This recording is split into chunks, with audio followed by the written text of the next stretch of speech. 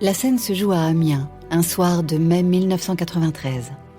Ce soir, c'est la représentation de fin d'année du lycée jésuite de la Providence. L'ambiance est joyeuse et même un peu électrique. Les élèves sont fébriles, les professeurs tendus. Ce moment-là, on l'attend, on le redoute toute l'année et aujourd'hui, nous y sommes. Enfin. Les parents et les camarades de classe attendent que le spectacle commence sur leurs chaises inconfortables. La lumière de la salle des fêtes de l'école s'éteint progressivement. Les discussions s'arrêtent en douceur. Sous les applaudissements nourris, un élève de seconde s'avance sur scène. Il a seulement 15 ans, mais son charisme fait oublier son costume d'épouvantail. Un autre aurait pu avoir honte ou en rire. On n'est pas sérieux quand on a 15 ans. Mais lui, si. Toujours sérieux quand il faut l'être.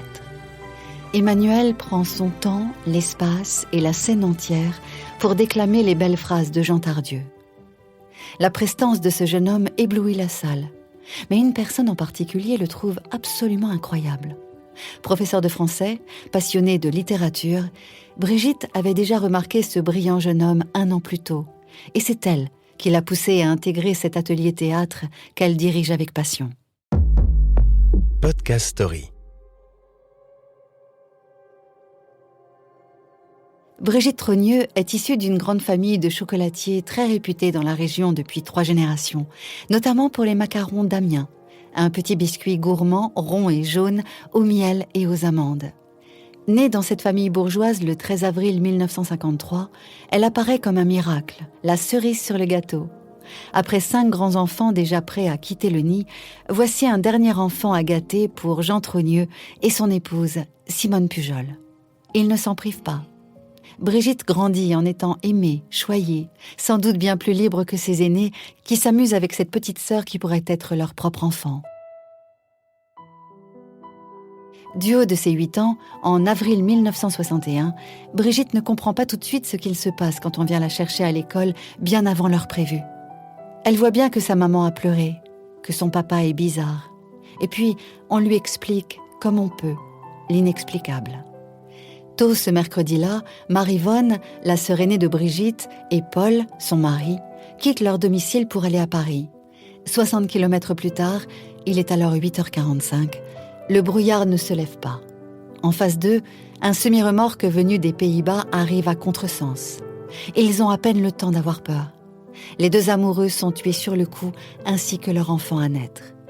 Marie-Vonne avait 27 ans, son mari 30. Ils laissent derrière eux une petite fille, Nathalie, née 6 ans avant le drame. Pour Brigitte, cet accident est un véritable traumatisme. Cette grande sœur, qu'elle a pourtant peu connue, elle ne l'oubliera jamais. Et toute sa vie, elle portera l'alliance de sa sœur adorée. Quelques mois plus tard, le sort s'acharne une nouvelle fois sur la famille Trogneux. Une des nièces de Brigitte, de seulement 2 ans sa cadette, meurt des suites d'une appendicite aiguë. L'incompréhensible fait face à l'inacceptable. Les enfants ne meurent pas, ce n'est pas normal. Elle comprendra alors qu'il n'y a pas d'ordre des choses et gardera une terrible angoisse de la mort. Brigitte rentre alors dans l'adolescence avec un mal-être intérieur fort. Elle a pourtant été éduquée, aimée, choyée. Mais la terreur de la mort reste ancrée en elle. C'est une élève chahuteuse, souvent collée par les sœurs au lycée du Sacré-Cœur d'Amiens.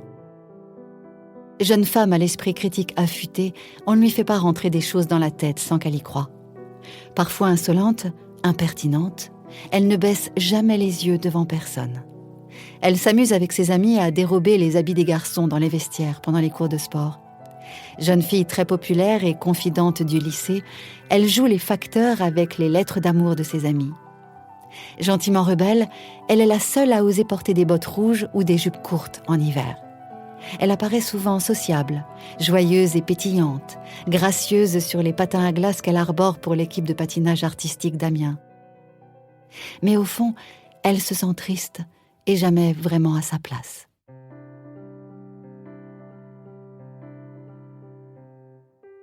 Elle obtient son bac en 1972, à l'âge de 19 ans, avec la mention « très bien ».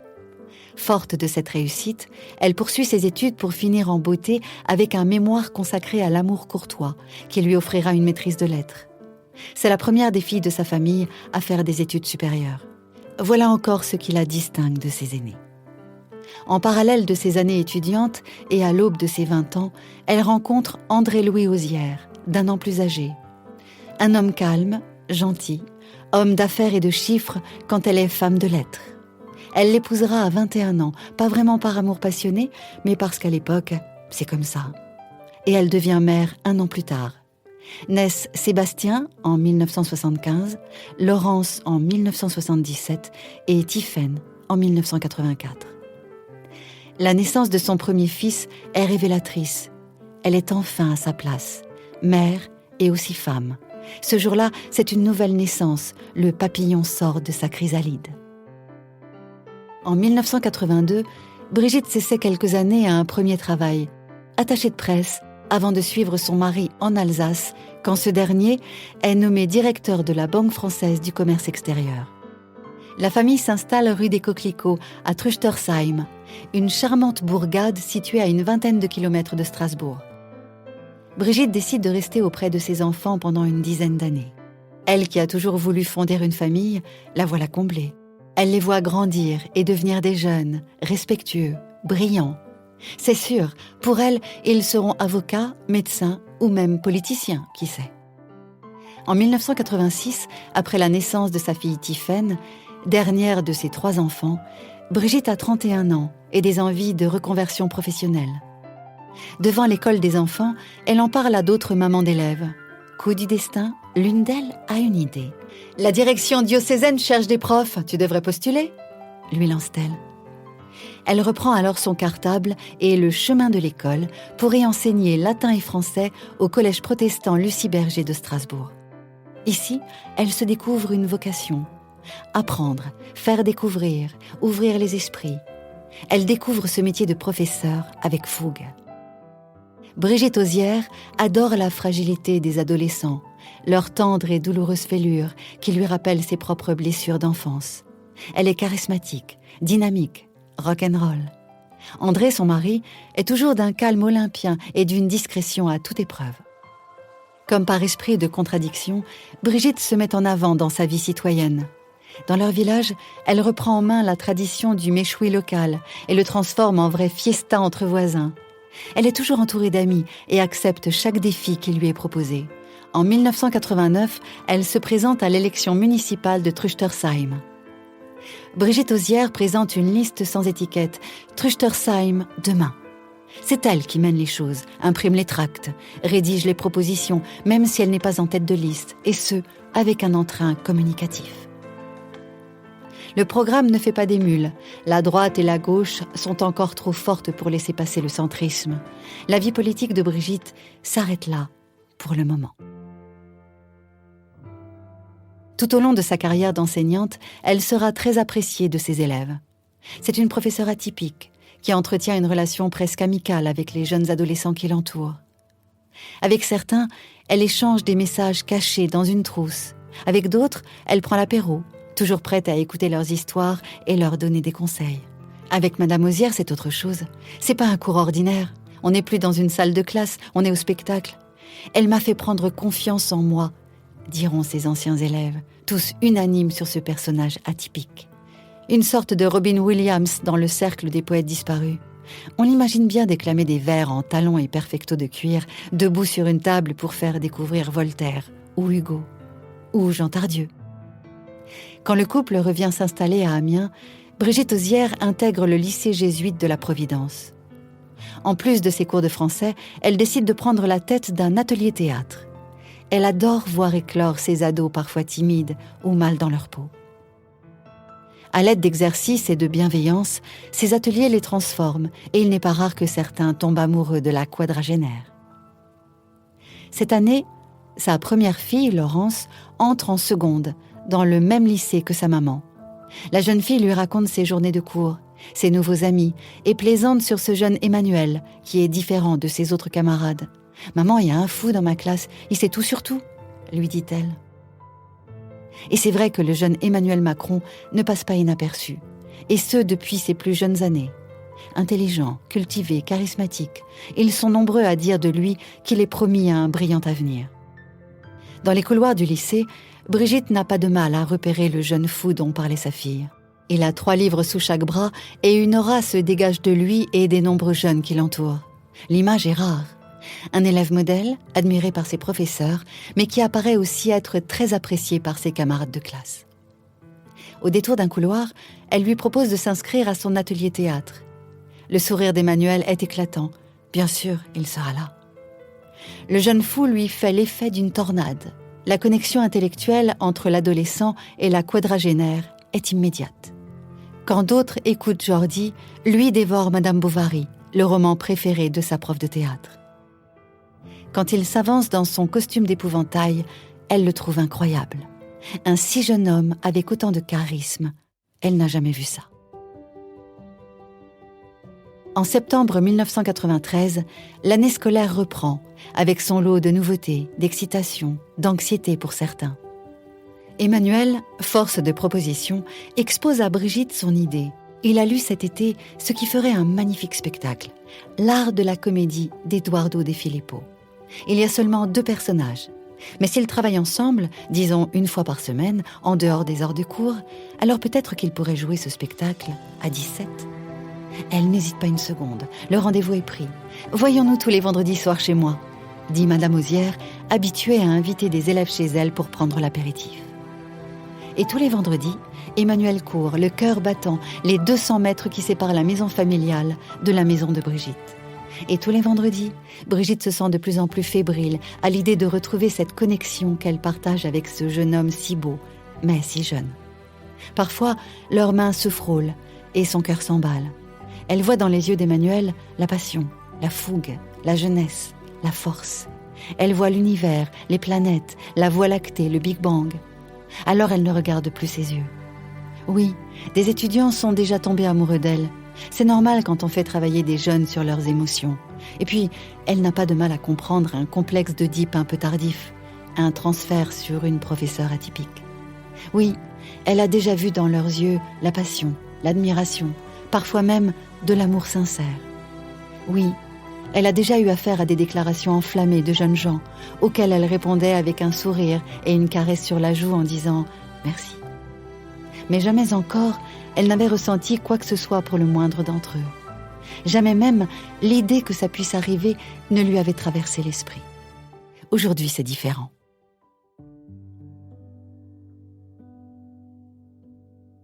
Elle tente d'en rire. Elle tente d'étouffer ce sentiment qu'elle ne sait nommer.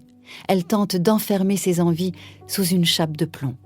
Elle se raisonne, s'y refuse. Elle risque sa carrière, sa réputation, sa famille, son mariage, ses enfants, sa vie.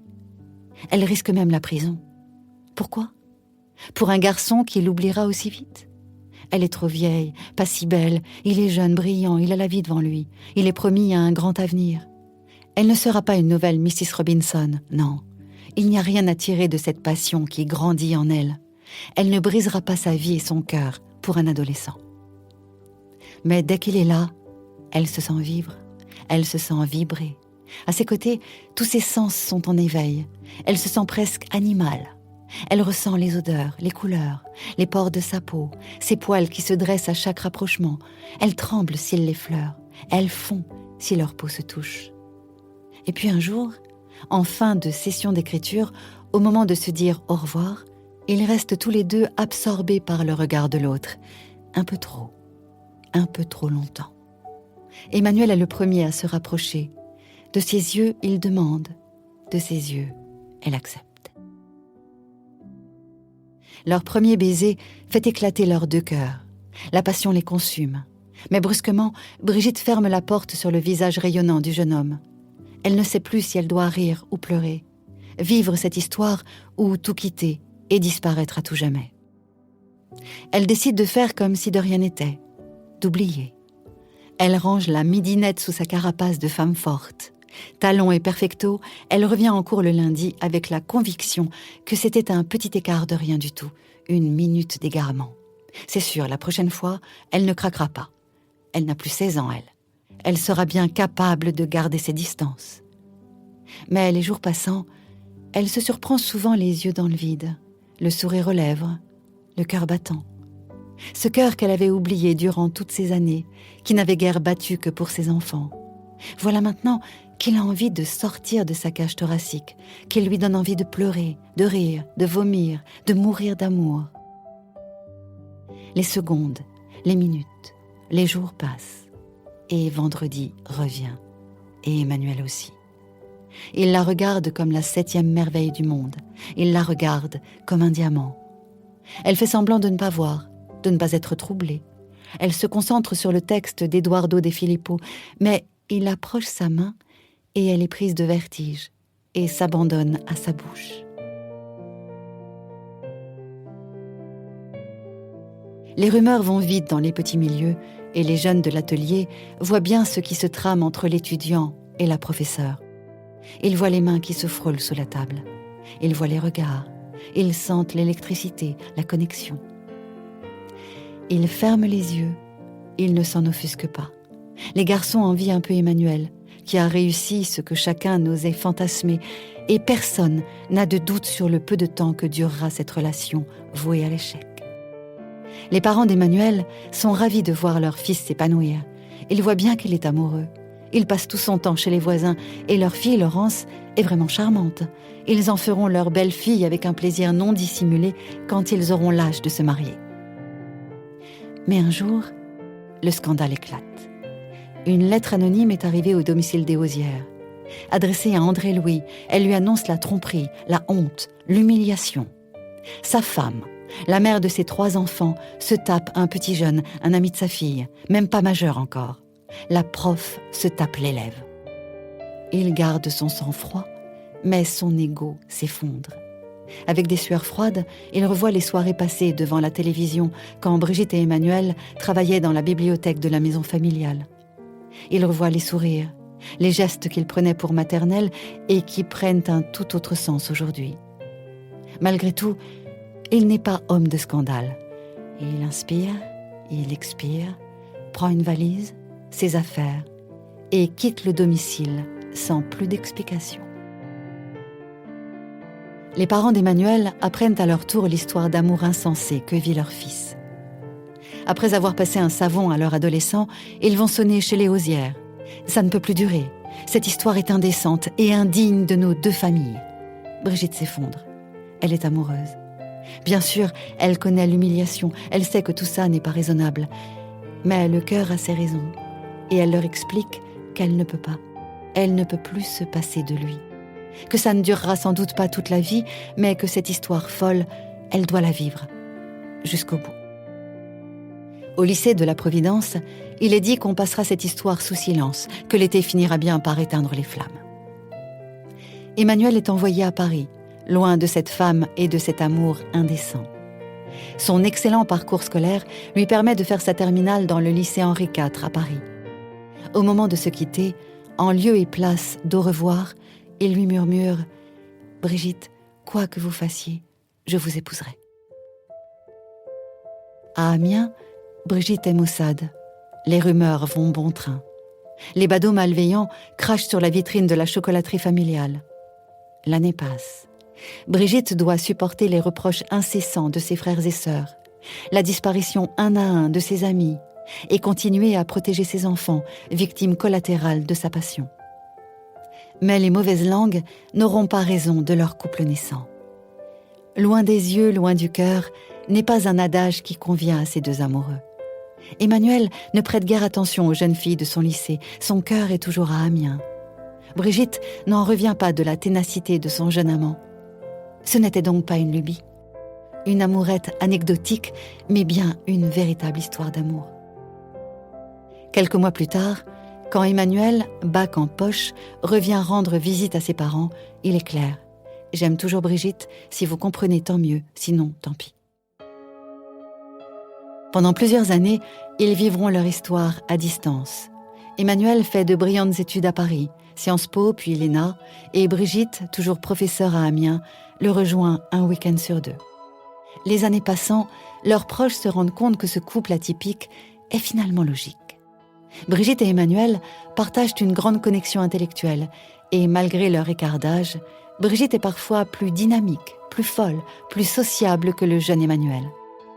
Elle le soutient dans ses études, dans ses projets professionnels, et lui l'écoute, non pas comme on écoute une mère, mais comme on écoute une fiancée, son égale. En 2006, plus de 10 ans après leur premier baiser, Brigitte se sépare enfin officiellement d'André-Louis Ozière. Leur divorce laisse libre cours à sa nouvelle vie. Elle quitte Amiens pour retrouver son amoureux à Paris. Elle prend un poste au lycée Franklin. Lui prépare quelque chose. Il convoque les enfants de Brigitte pour leur parler et leur demander leur bénédiction. Ils acceptent. Alors, enfin, Emmanuel peut demander sa belle en mariage. Un an plus tard, en 2007, le maire du Touquet officialise cette relation détonnante. 30 ans après son premier mariage et entourée de ses 3 enfants, Brigitte épouse dans le même lieu et face au même maire un deuxième mari, 26 ans plus jeune que le premier, 24 ans plus jeune qu'elle. Mais cette fois-ci, on peut lire dans ses yeux la passion et l'amour. Les 10 ans qui suivent seront une escalade, marche après marche, vers le rêve d'Emmanuel, l'Élysée. Brigitte lui fait rencontrer les bonnes personnes. C'est elle qui organise les soirées, les rencontres. Ses élèves à Paris sont fils et filles d'hommes politiques ou d'affaires. Delphine et Bernard Arnault seront invités très régulièrement dans leur appartement parisien, que Jacques Attali les a aidés à acquérir. Xavier Niel, Pierre Berger, Marc Simoncini seront les soutiens de premier plan du banquier devenu ministre de l'économie en 2014. Le petit Mozart des finances, comme on le surnomme, consacre à présent tout son temps à la vie politique. Esselée, Brigitte raconte à ses élèves qu'elle s'endort le soir devant la chaîne de l'Assemblée nationale en espérant y voir son mari. Elle finit par arrêter sa carrière à 65 ans pour se consacrer à l'ascension de son époux et pour espérer le voir un peu plus. Part non négociable d'Emmanuel, elle passe de plus en plus de temps à Bercy. D'abord un peu gênante pour ses collaborateurs, elle sera adoptée grâce à ses idées et son dynamisme. En 2016, Emmanuel fonde son propre mouvement politique, baptisé En Marche. Le petit nouveau de la vie politique française mène une ascension fulgurante. 7 mai 2017, ils sont ensemble, main dans la voiture qui les emmène à la pyramide du Louvre. Ils ont créé un faux départ de voiture présidentielle pour berner les journalistes et se retrouver seuls avant la cohue. Emmanuel est en extase, le cœur battant, et Brigitte l'observe. Elle regarde ses mains, ses yeux, sa nuque, qu'elle aime tant. Elle revoit ce jeune homme dans ses habits d'épouvantail et ressent une explosion de sentiments, gratitude, fierté, amour, passion, mais aussi un peu de nostalgie et de tristesse.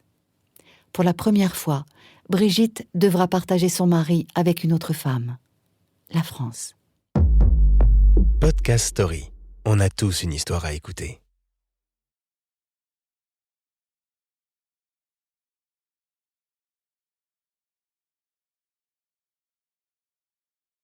Ne manquez aucun épisode de Podcast Story.